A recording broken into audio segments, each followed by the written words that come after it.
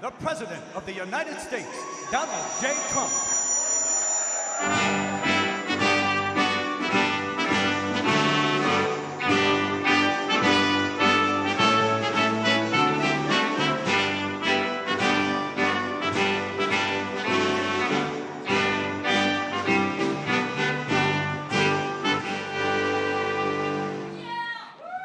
Well, thank you very much. Nice place. I guess you've mostly been here, but you like it a lot better with Trump than you like it with Biden. That I can tell you. That's because you're smart. Well, I'm thrilled to welcome so many good friends to the White House as we celebrate the third night of Hanukkah. Right? Third night. Time flies. Let me take a moment to send the love and prayers to our entire nation, to the people of Australia, and especially all those affected by the horrific and anti-Semitic terrorist attack, and that's exactly what it is, anti-Semitic,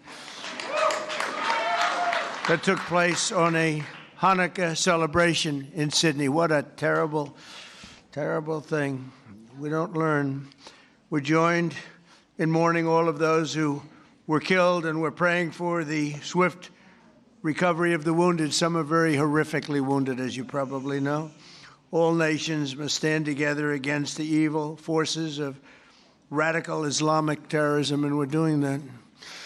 Joining us tonight, our Commerce Secretary Howard Lutnick is doing a fantastic job. Representatives Paul Gosar, David Kutzoff, Claudia Tenney, Ronnie Jackson, he was my White House doctor. Ronnie was asked, who is the healthiest of all? Was it Barack Hussein Obama? Was it Sleepy Joe Biden? Or was it Donald Trump? And he said Trump was by far the healthiest. He was the doctor for all three of us, and he said Trump was by far the healthiest. I love him. If he didn't say that, I would have never have talked to him again. Where is Ronnie? Is he here? Ronnie Jackson, what a great legend.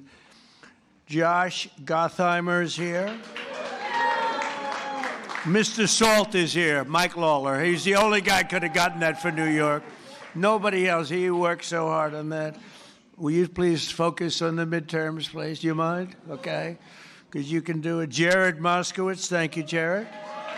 Thank you, Jared. Max Miller is here. Great old Max.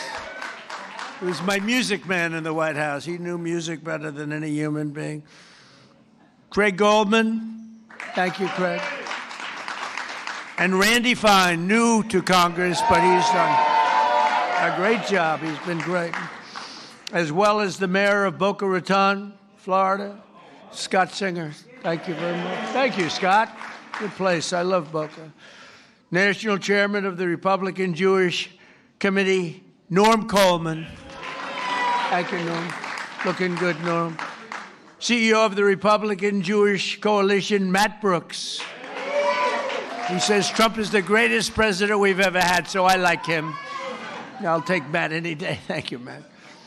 CEO of the Israeli-American Council, Ellen Carr. Thank you. We have a man. I have to take a little time. Because every Saturday night, used to be Sunday, then he did so well that they put him on Saturday too, Saturday night. Do you know who I'm talking about? Because there's only one has Saturday and Sunday. And Saturday is considered Death Valley, but it's not death because of ratings. Nobody gets good ratings. Although actually my daughter-in-law is doing well, and you always did well. The great one, Mark Levin. And much more importantly, his much more brilliant wife. Where are you? There you are. Would you come on up here, both of you? Get up here. Get up here. Look, every Saturday, every Sunday, I'm forced to watch television to listen to this guy talk about how frickin' great I am. Because he does like Trump. There's no question about it. Come on up here, Mark. Get up here. Come on up. What a beautiful couple. Did you get lucky? If you weren't a genius, you wouldn't have a wife like this. Mark, say a couple of words. Come here, darling.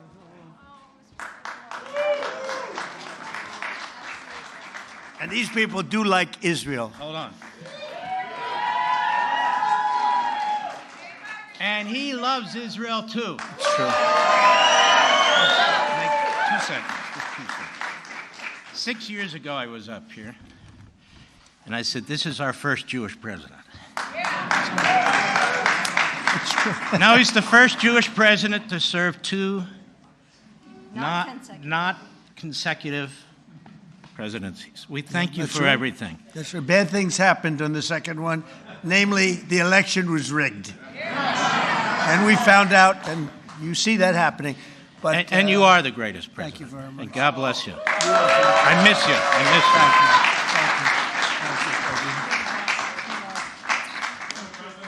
Thank you. Take care of that guy. Take care of that guy. No, he's so great. Thank you, Mark, for both being here. You both really are amazing. So, Rabbi Yehuda Kaplan. Thank you, Rabbi. Oh, no. Sid Rosenberg. There he is. Sid. Do you want to come up here, Sid? Mark, should I let Sid come up, Mark? I think so. Come on, Sid. So Sid's got the #1 radio show in New York. Got the #1 radio show in New York, like by far, ABC. Works for a really nice guy, too. Actually, he's not that nice, but he's nice as far as I'm concerned. He works for a good man. Say a few words, Sid. Thank you. I love him. Do you all love him? Has there been a president even close to this guy, even close? And now I know Shalom. He starts tonight talking about Australia. Good luck with anybody else in our government, starting with the Jewish people in Australia. Nobody better. And the fact that you called me up on stage, I'm going to say this. My beautiful wife Danielle's in the audience. The birth of my 2 children. Outside of that, President Trump, this right now is the greatest moment of my life.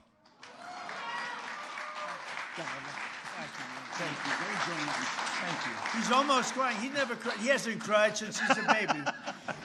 Well, he's a great guy and a great man, and he loves Israel. And boy, you got some good people. Harmeet, thank you very much. Harmeet Dillon is here. And she sues the ass off of anybody that is anti-Semitic. She's doing a lot of them right now. Harvard wished they never heard her name, right? They're going to pay a lot of money, right, Harmeet? They're going to pay a lot of money. Sid, it's an honor to have you up, and you do a great show, and we appreciate it. And say hello to the Casamatides person, who's fantastic. And another person, I really love her. I think she's a beautiful woman. You're not allowed to say that anymore, because if you do, it usually means the end of your political career. But I've been threatened much worse than that. I think she's a beautiful woman, inside and out. Liz Pipko. Liz, come up here. Enough with the Sid and the Mark. Come on up here. Look at her. She has been so strong for Israel and for our country. Let's say a few words, please. Hi, thank you. First, I want to address the elephant in the room, which is me tonight. I am grateful to President Trump for so many things, but now most of all, I'm grateful for this tiny miracle which exists because Donald Trump ran for office in 2016. I met the love of my life on that campaign, and now in addition to saving the world, I will have a child, thanks to President Trump. And much more importantly, the Jewish people have been through a lot, of course, the last few years, last weekend, and I just hope on this holiday of miracles, we realize what a miracle it is to be in the greatest country on the face of the earth, in the most beautiful building, and with the greatest president this world has ever seen.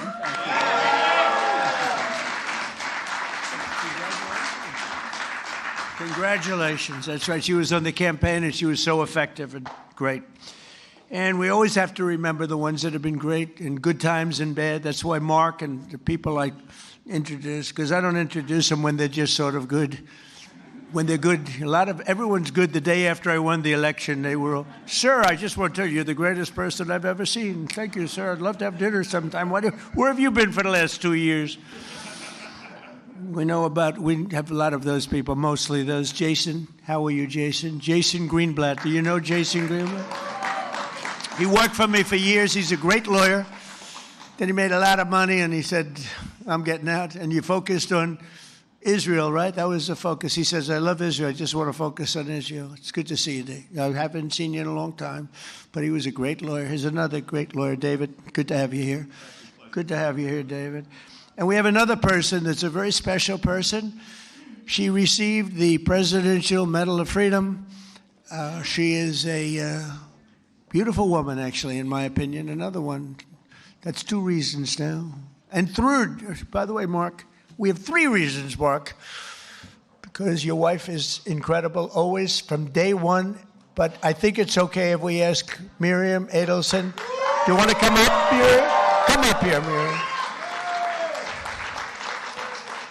Miriam gave my campaign, indirectly and directly, $250 million. She was number 1. When somebody can give you $250 million, I think that we should give her the opportunity to say hello. And Miriam, make it quick, because $250 million is not what it used to be. Okay? Hello, darling. Come on. Incredible woman with a great husband, a man that loved Israel. Well, Mr. President, when you were in the Israeli parliament and you gave a speech and you saw me from far away, at that time I came with a scooter to the parliament just to hear you. I wanted to hear you alive. And then you say, Miriam Adelson, and I stood for a second, but it was so painful, so I sat. Then you screamed, Miriam, stand up! And I wish you would have known, but I stood up and heard all your compliment, and thank you very much. I saw you back there standing. Yeah, you saw me. She stood Thank up you. bravely. And now I met Alan Dershowitz, and he said the legal thing about 4 more years, and I said, Alan, I agree with you, so we can do it. Think about it. Alan's and here someplace. Where's Alan? Alan is here, or he had a flight? Alan is here? Think about it. Thank you. Maybe I will be the first one who told you, or second. Yeah. She said, think about it. I'll give you another $250 million. I will give. But her husband, Sheldon, was an amazing guy, and he'd come up to the office, and there was nobody more aggressive than Sheldon. I think I spent more time with him and you, because you usually came up together, but he'd call and say, can I come over, please? I say, Sheldon, I'm president of the United States. It doesn't work that way anymore. It's like maybe tomorrow. How about tomorrow? No, please, just for a little while. And he'd always say 10 minutes. It turned out to be about an hour and a half, right? And what he did is he fought for Israel. That's all he really fought for. He just wanted to take care of Israel. So he was a great guy. He was a fantastic man, and he loved you so much he couldn't see straight. So good. Thank you, darling. Be careful. Be careful. We don't want her falling. You know, when you fall, it's not good for politics. We had a man that fell a lot. I don't want to talk too much because I'll have my day, I'm sure, you know. They're waiting, the press. See all that press back there? They're waiting. Oh, would they like to see Trump trip off the stage? I would never live it down. But anyway, it's so, and we have so many friends. I can't mention everybody, but we have so many friends. Hello, my man. How are you? Boy, we have good people here tonight, huh? This is the A-list. This is the A-list of any list. But it's an honor to have you all. It really is. What you've done and what you've gone through is incredible. And as a people, there's never been anything like it. You know, I told Bibi, I said, you know, it's amazing what you've done. Because when you look at the Middle East, you take a map of the Middle East, I said, the land is so small. It's so tiny. It's like hard to believe what you've been able to do. Now, it helped the B-2 bombers that we sent in to wipe out the... We gave them a lot of help. It helped when we were shooting all those drones down from jet fighters. Don't ever let anyone tell you a drone is better than a jet fighter. A drone's very nice. But when you have F-22s circling around them like there's nothing, just shooting the crap out of them out of the air. Don't let anyone convince you that a drone is better than an F-22 or an F-35 or any of that stuff. But they're nice. They're nice. But we had our fighters shooting the hell out of 2,000 drones were launched at Israel, and they were just knocking them out. The only problem, on occasion, they'd run out of bullets. But every one of them took out a drone, and we did a great job. And then we did the best job of all, is we knocked out the Iran nuclear power. And they would have had that, and within a month, I think they would have been a much different story, would have been talking from a much different place. But the story of Hanukkah began more than 2,000 years ago in ancient Jerusalem, when the oppressive tyrant, and they were really oppressive, tried, by the way, a lot of things don't change so much. They'd be oppressive today if you didn't have strength. You need strength, Mark, right? If you don't have strength, and if you don't have a partner with a good president, don't forget you had a president previously that believed in Iran. They ditched the entire world for Iran.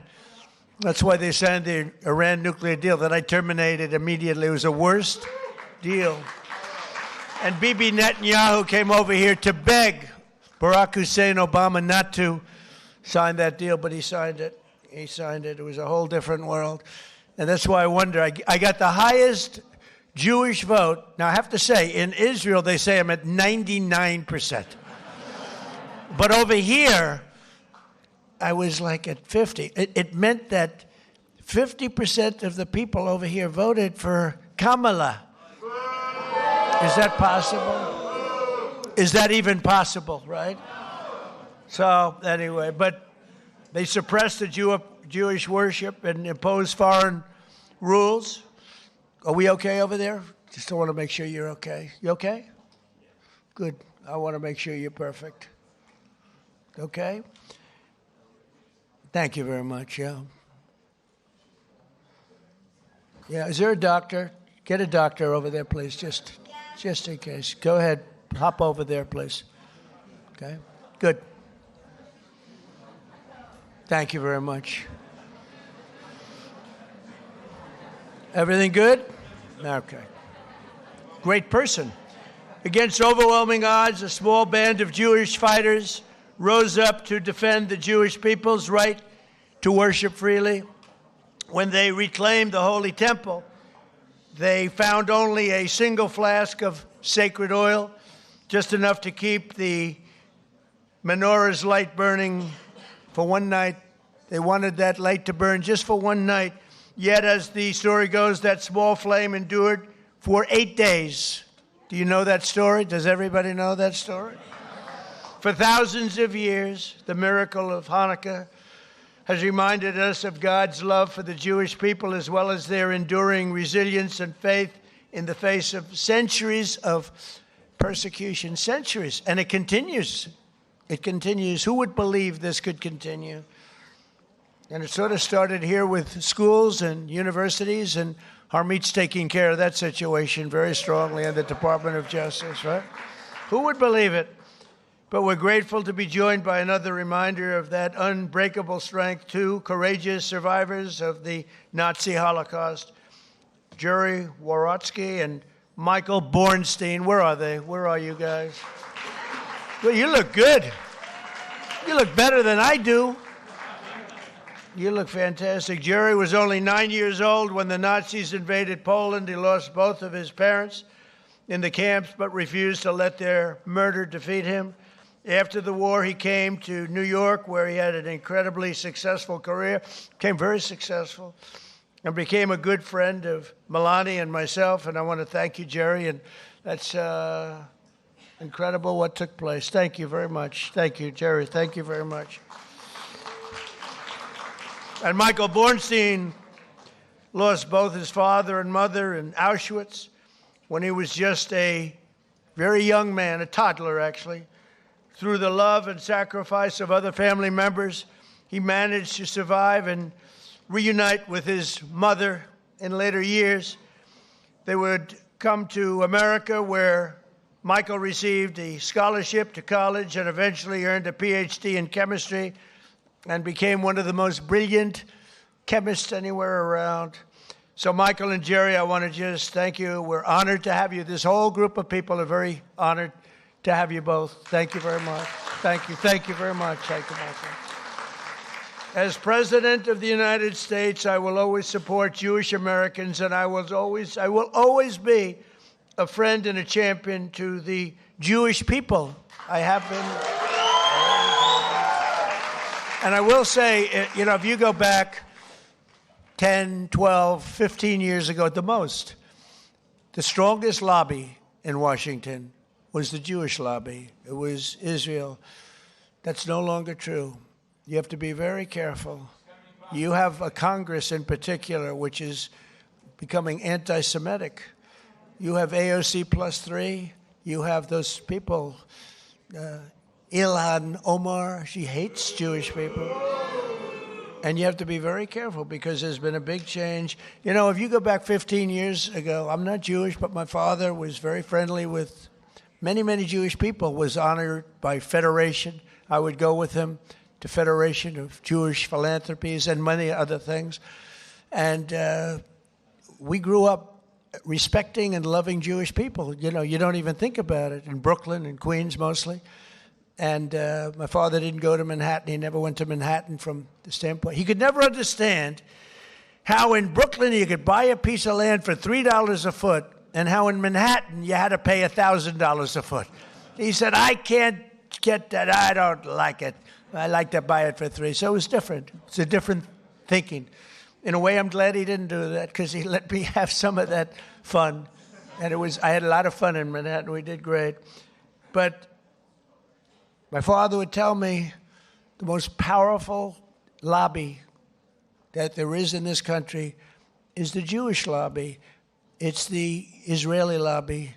It's not that way anymore. You have a lot of people in your way. You have a lot of people that don't want to help Israel.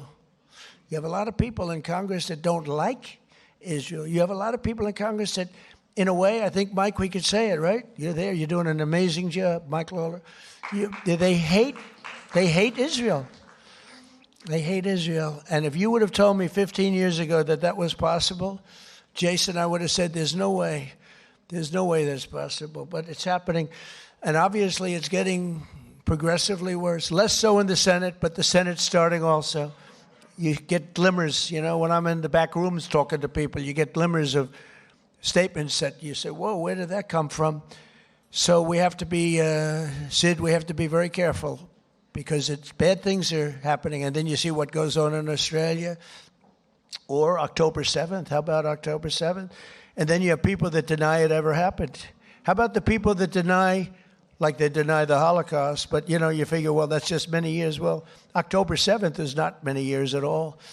And you have people that deny October. I saw tape that I wish I never saw it, actually. I wish I never saw it. I got to see tape that some of you got to see, but as president, I got to see things I wish I never saw. But there's no denying it. But then they'll say, oh, the tape was a rigged tape. It was a tape that never existed. They made it up. It's just propaganda. I don't know if they believe it. I don't think they believe it, but you have to be very, very careful. Bad things are happening, and we're not going to let that happen. While I'm president and the DOJ and Harmeet, we're not going to let it happen. But please be vigilant and careful because you have some bad people that are now in Congress that were unthinkable to be in Congress 12, 13, 14 years ago, 15 years ago. Within days of taking office, I signed a historic executive order to combat the vile scourge of anti-Semitism, as you know. It's the strongest executive order of its kind ever signed. And we're also mobilizing federal resources to protect Jewish students and faculty. The faculty is under siege. The students are under siege. When you look at Columbia, you look at Harvard, you look at some of these schools, what's going on. But the faculty on campuses across America and are deporting foreign jihadist sympathizers and terrorist supporters at record levels. We're deporting them. We're not putting them in jails. We're deporting them. I terminated the disastrous Iran nuclear deal.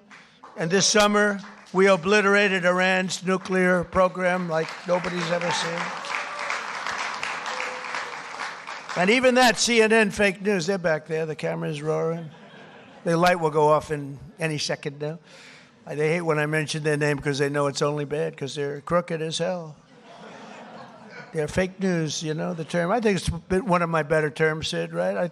I don't think anybody takes it away. We have some good ones, Pocahontas, but I think fake news is probably pretty good. The only problem is it's actually not strong enough. You know, fake, it's crooked, corrupt, disgusting news, but we'll have to do with fake. But fake isn't strong enough. That's the only problem. It's actually, I wish I could come up with a word that's really more powerful than fake, but fake is good enough. But CNN with the attack on Iran, they said, well, I used the word we obliterated them. You know why? Because the pilots told me they know better than anybody, and the pilots told everything, and then we had visuals. These pilots are coming back after having endured the most dangerous ride. I said, did you guys, I had them all to the Oval Office. After 2 weeks after the attack, I had them all. I had the pilots and I had the people that maintain the planes. I had the people that fly the tankers. We had 52 tankers because we had the 7 major planes. We also had 4 planes flying of the B-2, flying in different directions. Iran didn't know what the hell was happening. But we had a whole force of F-22s, most beautiful fighter jet ever made, most powerful fighter jet ever made. And F-35 is a brand new one. And they're stealth. Believe me, they're stealth because they went into Iranian airspace and Iran never saw anything. And it was, think of this, 2 o'clock in the morning. It was dark at night. There was no moon at all, no light, no nothing. And every single bomb went right down those air shafts into granite mountains, right down those air shafts. At 2 o'clock in the morning with no vision, every single bomb hit its target. And CNN said on the way back, they were on the way, they hadn't even landed yet, well, maybe the attack wasn't that bad. Because I used the word obliteration. I turned out to be right. The Atomic Energy Commission shortly thereafter said it was total obliteration. Iran actually said it was total obliteration. In fact, they said touchdown. Yeah, it was a touchdown. But it was amazing. And we've never had an apology from CNN, So you have fake news against you, fake news. And I didn't fight for you. I wasn't fighting for you there. I was fighting for those pilots that were so brave to go there. When they came into the Oval Office, I said, you can't seriously enjoy this. They said, sir, we enjoy every minute of it. We were practicing this and the predecessors. We were practicing for 22 years, they said. For 22 years they were practicing. And no president had the courage to let them go and do that. They wanted to do it for 22 years. And the predecessors mean the young pilots at the time. But for 22 years, 3 times a year, they were practicing that run.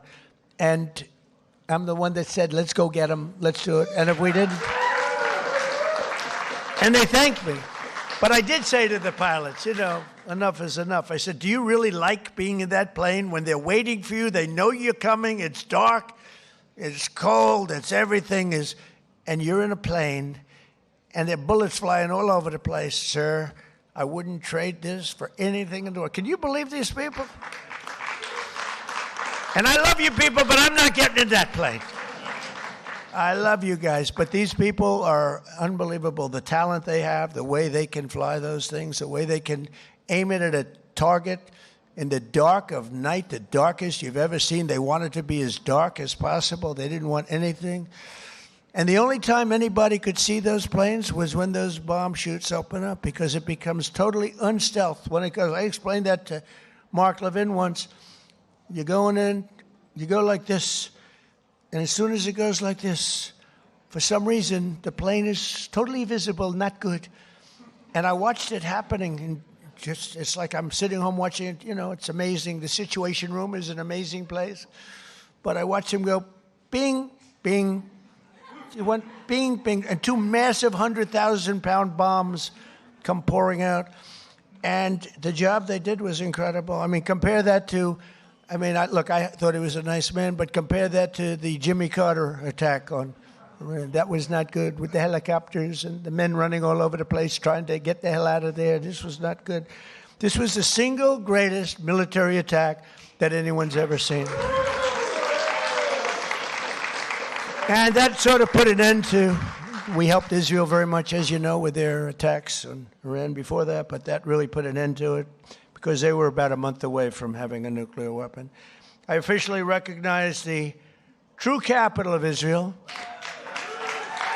and opened the American embassy in Jerusalem. Is Julie good? She right? Where's Julie? Oh, good. I thought it was you that went down. It wasn't you? Oh, good. I was worried about... I didn't care about anybody else. I said, is Julie in trouble? I thought it was you. Good. It's somebody else. I wish them good luck, but I don't want that to happen to Julie. That's Mark's wife, by the way. And yeah, we love Julie. But I didn't see Julie ever going down. She's like a rock, right? Mark, she's a rock. I wouldn't want to have her as my enemy. She was also a great lawyer, by the way. I also recognize the Israeli sovereignty over the Golan Heights. Right? And that's one they didn't even ask me. Even Sheldon, who was the most aggressive human being there is in the entire world, this incredible woman, although she had total control. He was aggressive with everybody, but Miriam, he wouldn't play games with Miriam, but he was actually a sweetheart. But he never even asked me about the Golan Heights because he said, that's a step too far. I actually gave it because I called up. I heard so much about Golan Heights. From Jason Greenblatt, I heard it, from so many people. And I actually asked David Friedman. I said, he was the ambassador at the time, good guy. He said, and by the way, Mike Huckabee's doing a great job now. Two good ones, two very good ones. But I asked David Friedman, I don't know if David's here, but I asked him because he is so Israel-oriented. I mean, he's great. I said, David, tell me about Golan Heights in 5 minutes or less. You know, I'm taking in like 1,000 years of history in 5 minutes. I said, give it to me in 5 minutes or less. And after about 2 minutes, I said, I understand. You need it so badly for so many other reasons. You need it for defense. You know, in the old days, before we had all the sophisticated radar and all the things, it was everything because you were up high. But I learned enough, and I signed the Golan Heights, the rights to the Golan Heights over to Israel. Nobody thought that was possible to get. They've been working on it for 70 years, Mark. 70 years. You know, planes would fly into places that have meetings that would last 2-3 days. All they talked about was the Golan Heights, right, Jason? And nobody ever did anything. But I did it, and we did it quickly. And I say, good luck to you.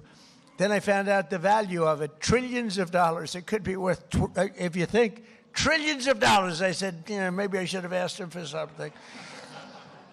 But with Jared Kushner's help, Jared has been a great fan of Israel, the Kushner family. And by the way, how good is Steve Witkoff doing, right? You know, I got Steve involved in Russia, Ukraine, and the Middle East. We have, by the way, bottom line, we have legitimate peace in the Middle East. You know, you may have a little outbreak every once, but we have 59 countries all signed on. They'll do whatever is necessary. And Hamas, say what you want. Hamas, you know, we got back all of the hostages and all of the dead, young, beautiful people that were dead. And nobody thought that would happen. In fact, I even said, the toughest are going to be that final 20. We're never going to get them. But we played very tough, and we were very tough. We meant it.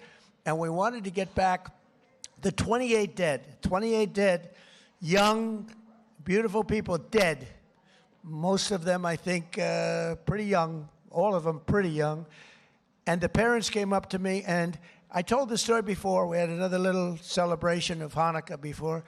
But I told the story before where the parents were as dedicated to getting their dead son back as they were to getting the live son back. It was an amazing and a beautiful thing, but I didn't think it would be possible. And then when we got the 20 back, when we got the live back, we didn't have anywhere close to the 28 dead.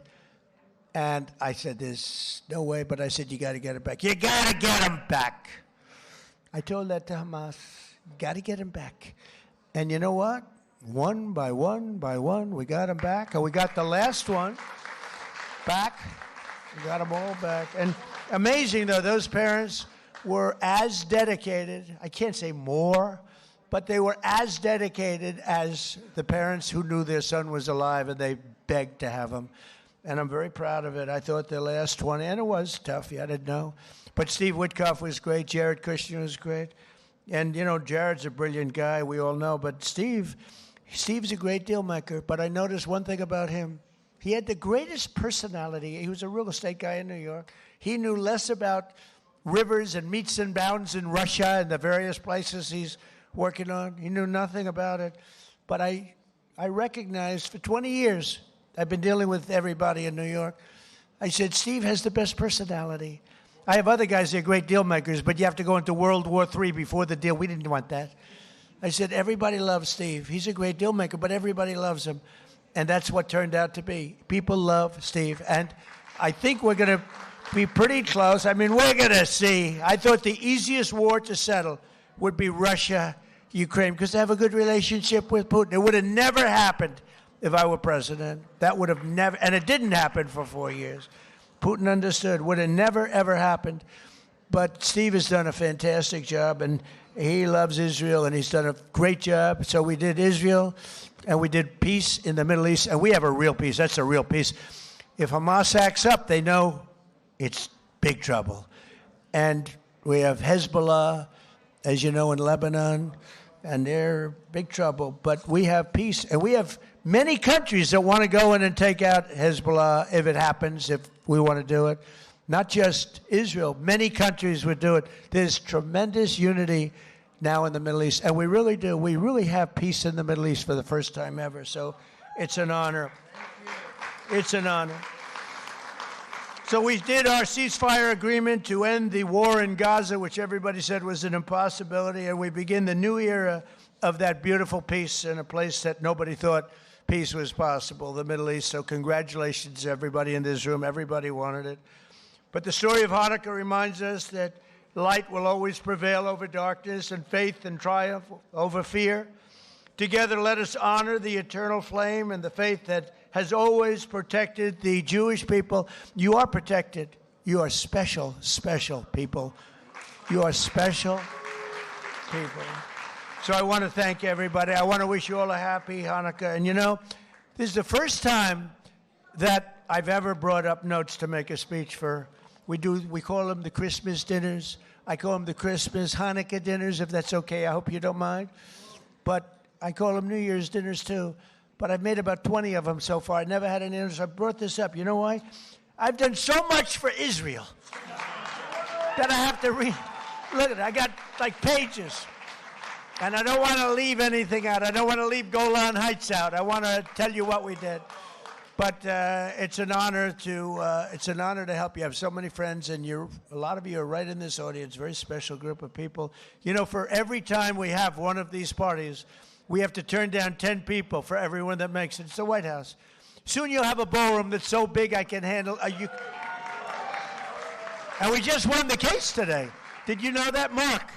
We just won the case. We got sued. We're donating a $400 million ballroom, and we got sued not to build it. For 150 years, they've wanted a ballroom, and we're giving them, myself and donors are giving them, free of charge, for nothing. We're donating a building that's approximately 400 million. I think I'll do it for less, but it's 400.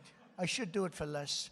I will do it for less. But just in case I say 400, otherwise if I go $3 over, the press will say, it costs more. I build under budget and ahead of schedule. Right, Jason? Always. I know how to build under budget. I build good. But we won the case. They asked for a restraining order to stop us from building a magnificent ballroom. I said, who would ask for a restraining? We're giving them, Sid, a $400 million. It'll be the most beautiful ballroom, and it'll handle inaugurations. It's got 5-inch thick glass windows. It's impenetrable by anything but a howitzer. It's impenetrable. Now, I will say, if I'm up making a speech someday, Mark, and I hear ding, ding, ding, I'm out of there. But it's going to be one of the greatest. I think it'll be the greatest ballroom anywhere in the world. But I said, who else but in our country would sue to stop a $400 million beautiful ballroom that people have been after for the White House? The White House has wanted a ballroom for 150 years. You know, they used to use a tent, and they have a tent, and the tent would go in a very low area because it's the only area that can handle a big tent. And if it rained, the rain would go over the woman's beautiful shoes with the high heels, about 6, 7 inches worth of water. They'd be sitting in the water, and people said, would rather have that than a brand new. This ballroom is going to be amazing. Also designed to handle the inauguration so that you have total safety from not only the weather. January 20th is always a disaster from a coldness standpoint. But, you know, we had it in the Capitol, and there was nothing more beautiful. But from a safety standpoint, we can do better. So we're going to have something that's really, really spectacular. And I thank the judge on the case for the courage in making the proper decision, because we didn't want to be held up. We would win that automatically anyway, but we didn't want to be held up or delayed. We want to go. And right outside, you see the pile drivers going boom, boom, boom. And my wife is being driven crazy. She said, this is not what I had in mind. You know, the first day she was great. She heard these piles that go down 150 feet into the ground. Boom. Second day, she was okay. Third day, she wasn't thrilled. And after that, it's been brutal. But you know what? You're going to have the greatest ballroom anywhere in the world, and you're going to love it. It's going to fit beautifully with the White House. Happy Hanukkah. Have a great year. We love you, and we love Israel. Thank you very much. Thank you. Thank you, Mark. Thank you.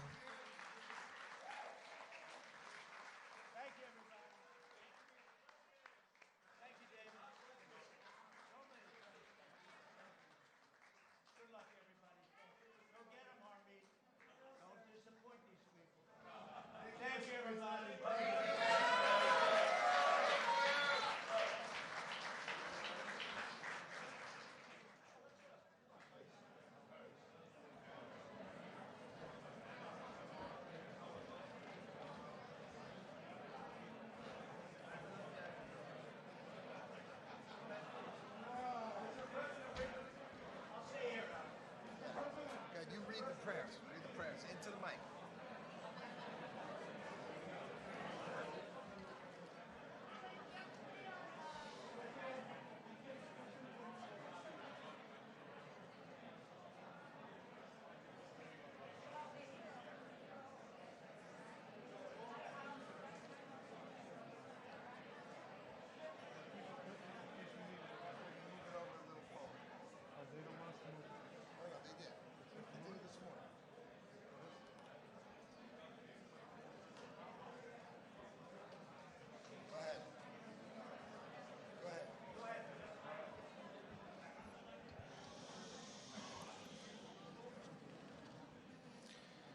Good evening. We're about to proceed to light the menorah.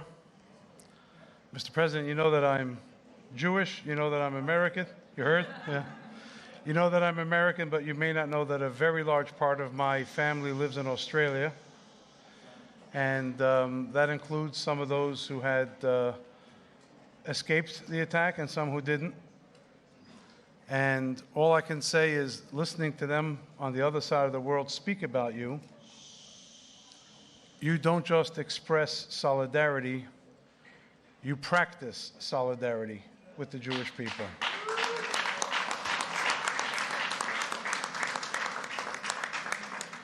And you practice solidarity with Israel, perhaps in a way we've never seen before, to the extent that many people say and many people believe that you may very well be, even among the friends of Israel and the Jewish people we've had, the most, the strongest, the deepest friend that Israel and the Jewish people have ever had here in the White House.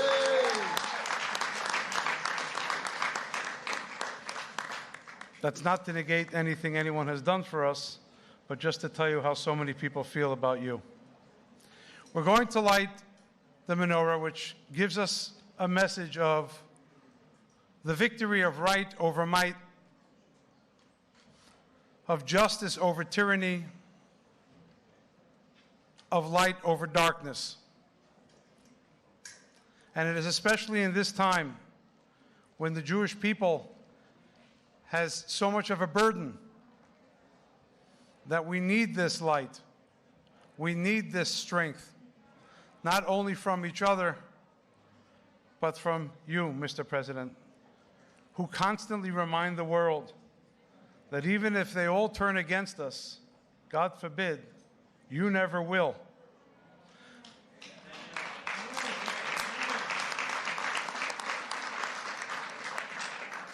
And so I think that it is a great honor that I've been invited to lead the lighting of the menorah here this year.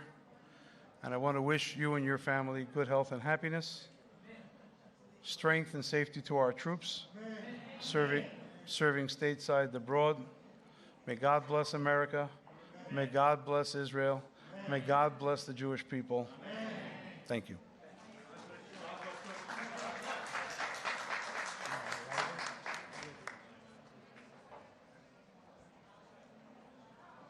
We're going to make two blessings.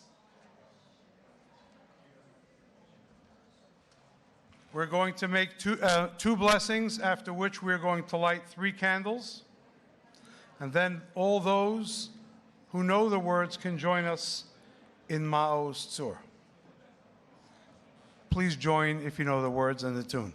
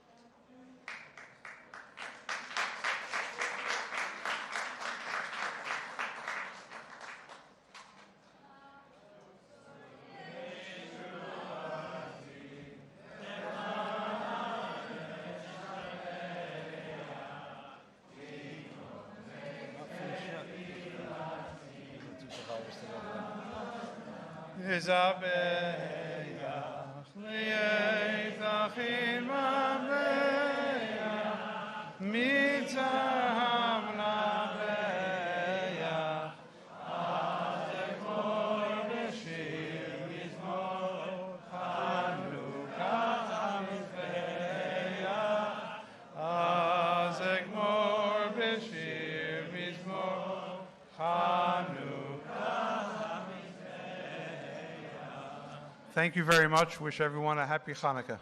Thank you. Happy Hanukkah.